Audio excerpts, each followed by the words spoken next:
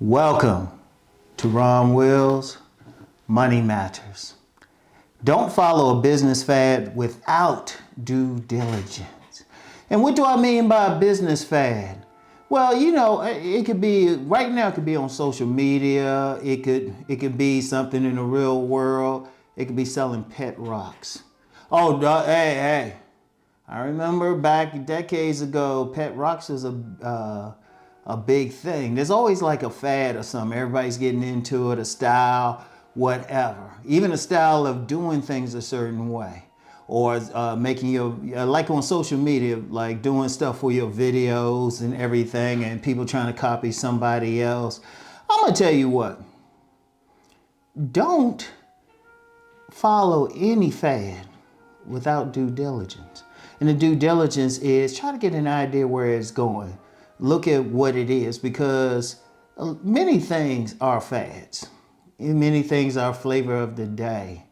In fact, many, you'll see it on social media, many content creators, they get into the day of the day, the flavor of the day subject, but then when that falls out, they don't have anything to fall back on. And there's many businesses out there, and indeed, not even just businesses, but it could be a regular business, but if it picks up, all of a sudden everybody's jumping into it. Like I learned this lesson indirectly, because I'm always slow about jumping into stuff, and I'll get into that in a second. I'm always slow about jumping into stuff. But the lesson I learned, it was actually from someone I knew. This was back during, this was around 2007, 2008, right about when the Great Recession was occurring. And it was somebody, before that, it was a big thing with real estate.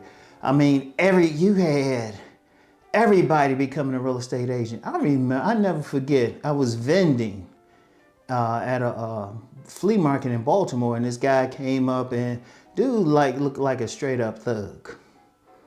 I mean, he had the stereotypical thug. You know, he had the wife beater on, locks, tats, and everything. He was a real estate guy, like a real estate mortgage broker. That was a big thing. Everybody was getting into real estate. And we all know, history shows how that turned out.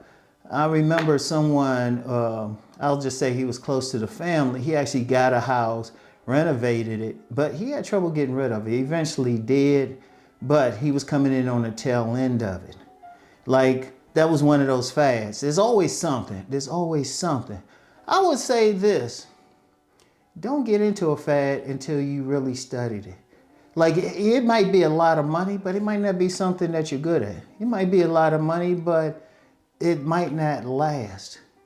See, one thing about people who are rich and they really make money, they tend to get into stuff before it becomes a fad. But even then, they do some due diligence. They study it. A lot of people jump into stuff without even knowing what they're doing. And indeed, they'll jump into stuff and won't succeed at it because they didn't check all the boxes. They don't know about it. Don't get into something. And I'm going to talk later this week about just the passion that you need to have for a business before even thinking about jumping in. But a lot of people do that. They say, oh, all the money's there. Let me jump into it. You know? And then nothing happens. I mean, that's happening constantly. Everybody say, hey, that's the big thing. But then they're not succeeding at it. Oh, there's multiple examples. Y'all pick one, because I don't feel like getting in an argument over certain things. Because let's be real, a lot of stuff isn't working for people. But you got to do due diligence, which means you have to study it. You have to pay attention to it. You need to know everything about it, and then whether you even want to do it.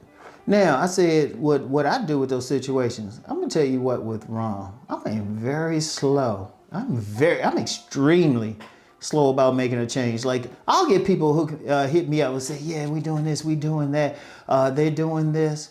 Like, I give a little example, thumbnails. I get so many guys hit me up and say, hey, I can do thumbnails. Yeah, I can do thumbnails too. I don't just jump into something or pay out money for something just because everybody's doing something. And plus, I like to stand out. And if I do decide to get in, I don't have to spend money anyway. I can create it myself. But That's a fad. I get hit up with people say, well, I can do this for, I can do that. It's like, hold, stop. Well, how long will that last? You know, it's not going to stay the same. And I don't get caught up in, please don't hit me with the argument, well, it catches attention and stuff. I catch attention anyway. My brand is my face. So that's all I need. And it's worked for me for 20 years. So why change?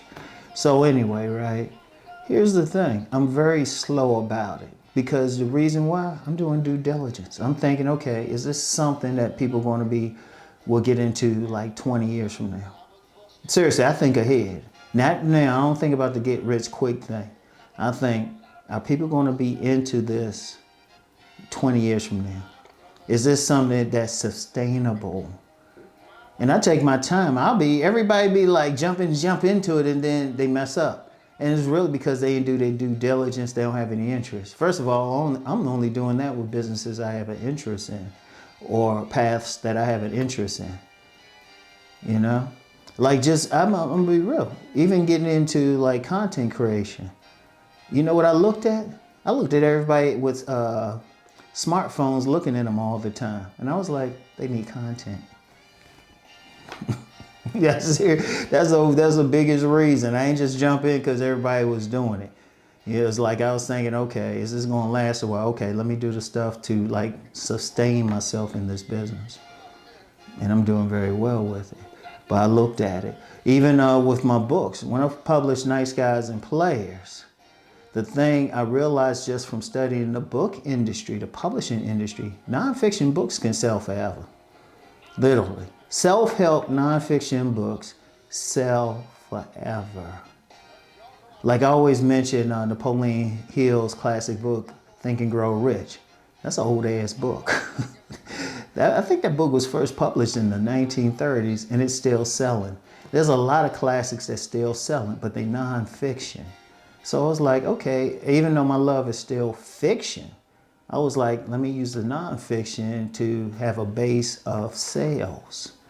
Thinking long term, because fiction books, you have to have a real classic. They got so many stories out there. You gotta.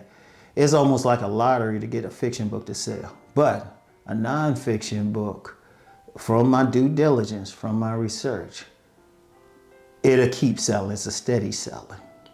Anything self-help, because people are always gonna run into the issues that they buying it for. But that's the key. I did due diligence, because then once I jump into something, I go full tilt. But I study it first. I study it. That's what you need to do. Like if there's a fad coming up, okay, it might look good to you, people making money, study it. And if it look like a fad to you, don't get into it. Unless it just happens to be your calling. If it happens to be your calling, you can keep it going. But if it's just like flavor of the day and it's not your calling, leave it alone. Leave it alone. And then regardless of what you do, still do the due diligence. Still do the due diligence. Find out everything about it. Ask yourself, is this something long term? Because if you talk about business, you got to sustain it. Always remember that. So that's all I have for now. Y'all know the deal. Let's go make that money.